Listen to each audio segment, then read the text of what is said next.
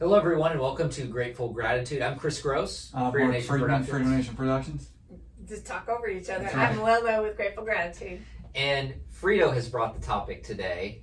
So, what if, Frito, what if we talked about your topic today? I love this because I want Kris, you take it where you want to take it.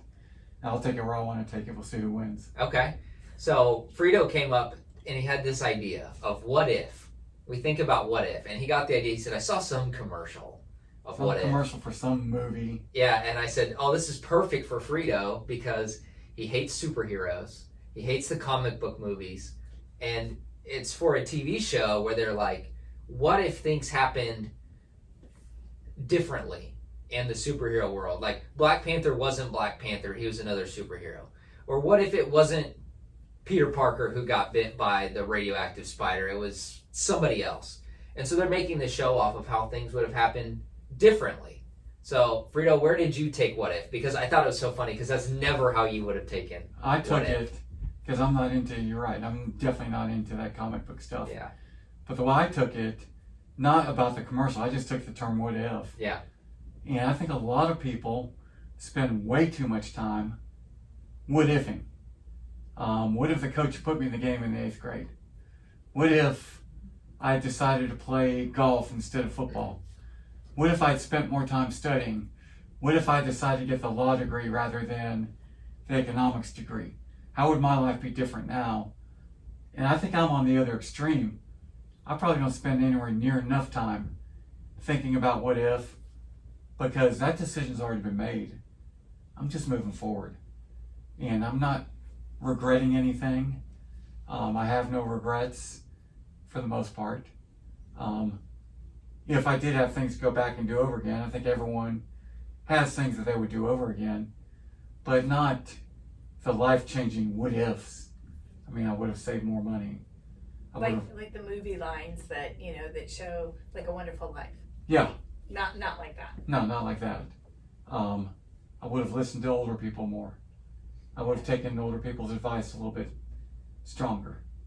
I would have stayed out of the sun. No, I don't think so. Are you making fun of my skin?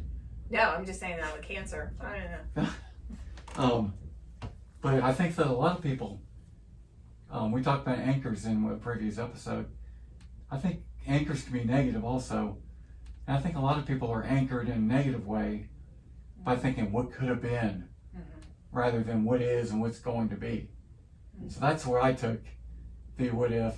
I just completely put out of my mind Spider-Man, Peter Parker. He knows who Peter Parker is. You know. No, actually I didn't. All I knew, I figured it was Spider-Man because you said he got stung by some Radioactive spider. Yeah. And spiders bite. They Or don't bitten sting. or whatever. I think you're right, and I really don't have. I don't have any major regrets. On major life choices that I've made. I think really the only one regret that I'm having right now was ordering the brownie explosion yesterday, the churros that we had. I regret that as well. Yeah, that didn't sit too well with me. But that's a very minor thing, and that's really the only what ifs that I have. And I can tell you that because I look through my life at some of the things that happened that at the time I go, man, when I would have had a what if, then I could see later how God was working through that to get me to a certain point. I think we all do this, right? When at least I did, maybe I'm weird, I don't know. When you're dating, and the relationship goes bad, oh, what if I did this differently? What if we went here instead of here? What if I had said this instead of this? And it's just, it really doesn't get you anywhere. And I think that's part of the reason I moved away from that was I would just sit and stew on certain things, and you'd get down to it and you'd go, nothing changed, except I feel worse than I did when I started. I always kind of think of the flip side because more people I deal with and talk to are what ifing in the future. So they have something presented to them, maybe a new job, but they're very comfortable in this job they've been in for 10 years. And what if I take that job and it doesn't work out? Now I've given up this 10-year job that I've had. And they more what if the future than what ifing the past.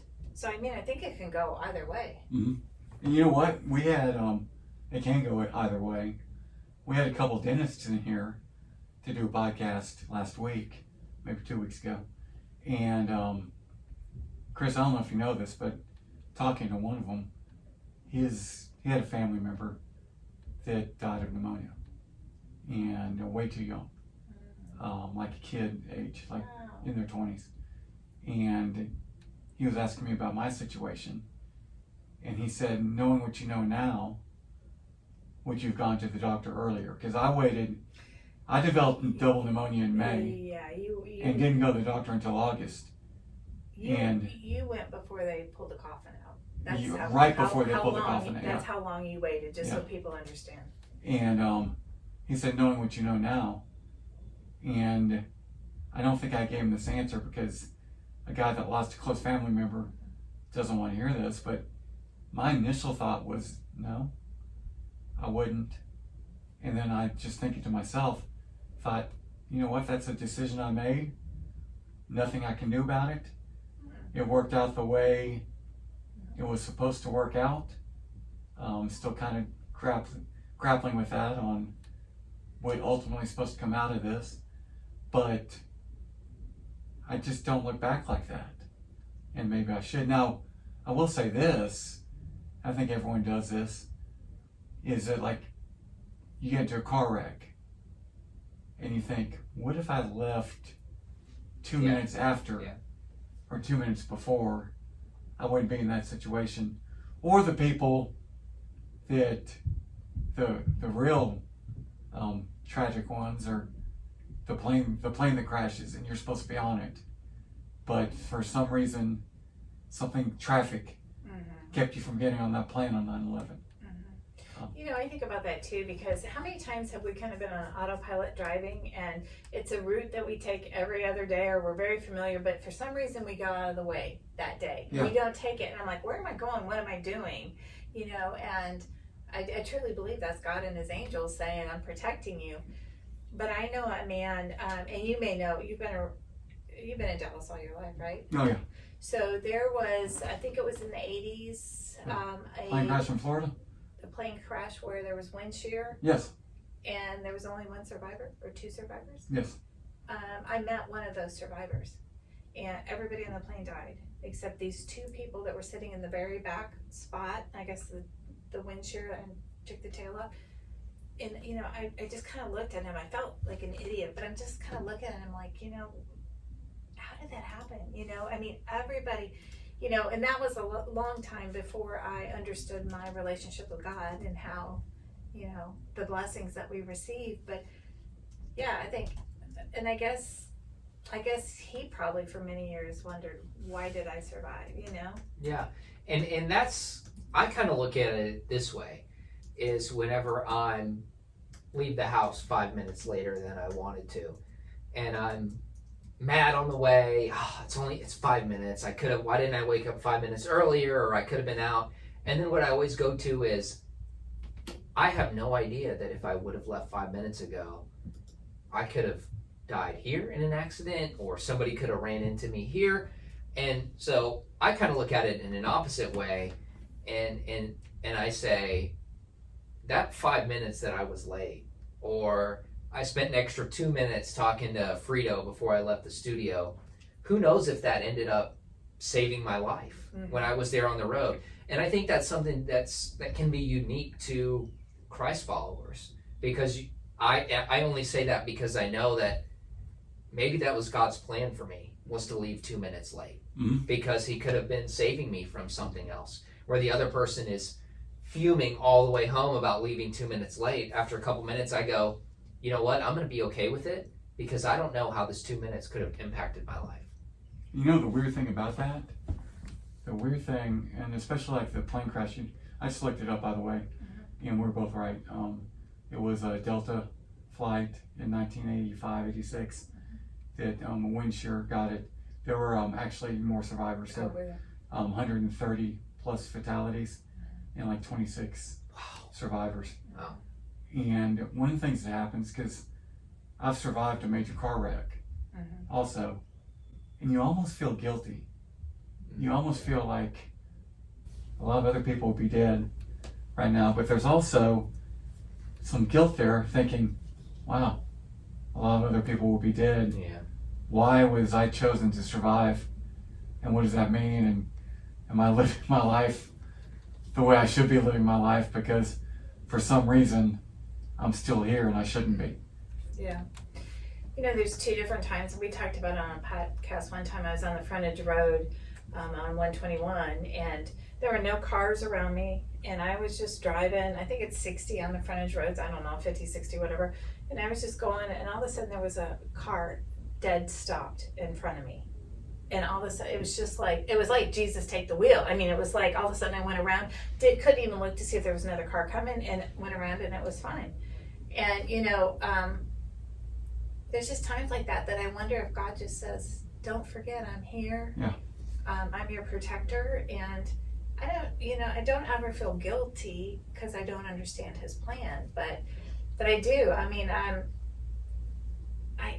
we don't know. We just don't know. And a lot of times the biggest thing I want to emphasize is it's not just that 5 minute late or 2 minute late. He's saving us all the time. Yeah. And protecting us all the time. And it's just life, you know what I mean? But we've got that grace and that mercy that he gives us. And you just said something. You know that he has a plan. And you want to honor that plan. Mm-hmm. So maybe guilt is the wrong word to use. But you want to, I mean, it just shows you, like you said, that, hey, he's not done with you. Mm-hmm. So you need to honor that he spared you for a reason. Yes, for sure. And you might want to try and be more purposeful in your life Yeah, and more aware Yeah. of what he's doing for us. It's like we talked in Bible study today that I had just heard that when you are doing God's purpose and what he's planned for you, he's wired you for success. So you can't fail if you're doing what he wants you, what his purpose is. Now, I'm not saying we all know what that is, but we definitely, if we're doing things that are obedient and good, I feel like I'm wired right. And so, anyhow, but I don't know, we kind of got off your what if, but No, we're good. okay. I think it was good. It was a good conversation. Good. I'm glad you approve. I wish we would have talked a little bit more about superheroes, but I know. I'm all good with it. When's your I'm all good birthday? with it. I just had I one, know. July 26th. So next year, on your birthday, we'll talk superheroes. Okay. Would you like to mention today's his wife's birthday? I'm fully aware of that. It is your Yes. wife's birthday, yes. Happy birthday, Ashley. You know I'm giving your wife? What's I'm that? going to friend her on Facebook today. Okay. All right. All right. Well, with all that knowledge and information, let's all not say what if. Let's just say life is good. Yes. Okay.